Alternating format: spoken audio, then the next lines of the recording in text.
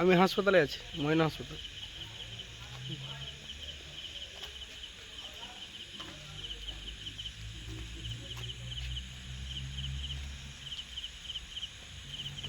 বাচ্চায় অনন্ত বিজলির বাড়িতে এত হামলা করেছে, ও এখন মরণাপন্ন অবস্থা। ময়না প্রাথমিক স্বাস্থ্যকেন্দ্রে ভর্তি আছে। ডাক্তারবাবু ওকে বলেছে আপনাদের মিডিয়ার সামনে যে এখানে এই পেশেন্টকে ট্রিটমেন্ট করা যাবে না। আমি বলেছি যদি এর প্রশাসন যদি এর স্টেপ না নেয়, শাহজাহান বলছে আমি সারা রাত জাগবো। আমার ময়নার একজন ক্ষতি হলে আমি পুরো বিজেপিকে আর প্রশাসনকে কি করতে হয় ওটাও আমি জানি। জেল খাটতে রাজি আছি, মরতে রাজি আছি। ময়নার কেন মানুষ ক্ষতি হবে? নির্বাচন কমিশন বলছিল কোনোভাবেই ঝামেলা হবে না, কেন ঝামেলা হচ্ছে? আর উত্তম সিংকে এমন দাদাগিরি আর গৌতম গুরুকে যদি অ্যারেস্ট না করে কালকে নির্বাচন কিভাবে হবে সেটা নির্বাচন কমিশন বুঝবে। আর ময়না থানার ওসি আর এসডিপিও তার এসপি তার দায়িত্ব নেবে। ময়নার মানুষকে শান্তিভাবে আমি নির্বাচন করতে চাইছি। দাদা, যেভাবে ভোটের আগের রাতে এরকম ভাবে অশান্তির মতো ঘটনা, কি মনে করছেন ভোট কি নির্বিঘ্নে হবে বলে? ভোট নির্বিঘ্নে হবে।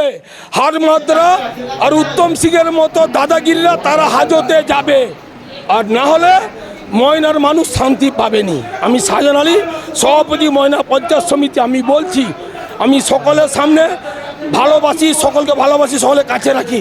যেভাবে মেরেছে আপনাদের মিডিয়ার সামনে ডাক্তারবাবু প্রমাণ দিয়েছে যে এই পেশেন্টকে এখানে রাখা যাবে না। তবে ওদেরকে একটু শান্তি হতে বলছি, কালকে নির্বিঘ্নভাবে ভোট হোক। শুভেন্দু অধিকারী যেভাবে নেতাগিরি করছে, যেভাবে মার্ডারের পক্ষে আছে, শাহজাহান আলী তার বিরুদ্ধে আছে, মানুষের পক্ষে আছে, মানুষের যাতে জীবন বাঁচায় তার জন্য আমি এসেছি।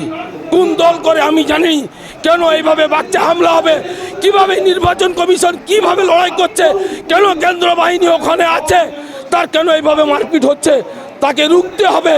আমি সবাইকে অনুরোধ করছি আপনারা এগিয়ে আসুন। কেন্দ্র বাহিনীকে আমি হাত জোড় করে বলছি বাচ্চাতে শান্তি ফিরিয়ে নিয়ে আসুন।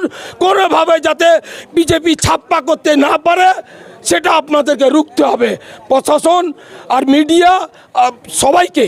আর আমাদের তৃণমূল দলের পক্ষ থেকে বলছি কোনোভাবে কোনো অশান্তি হবে না, কোনো ছাপ্পা হবে না, আমরা এটা দায়িত্ব নিতে পারি।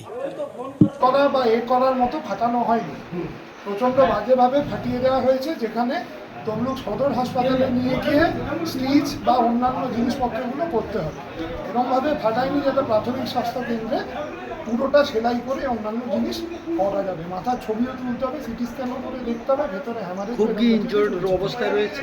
হ্যাঁ, খুব ক্রিটিক্যাল অবস্থায় রয়েছে। রোগীর অবস্থা আশঙ্কাজনক, প্রচণ্ড পরিমাণ হেভি ব্লিডিং হচ্ছে, রোগীর অবস্থা আশঙ্কাজনক।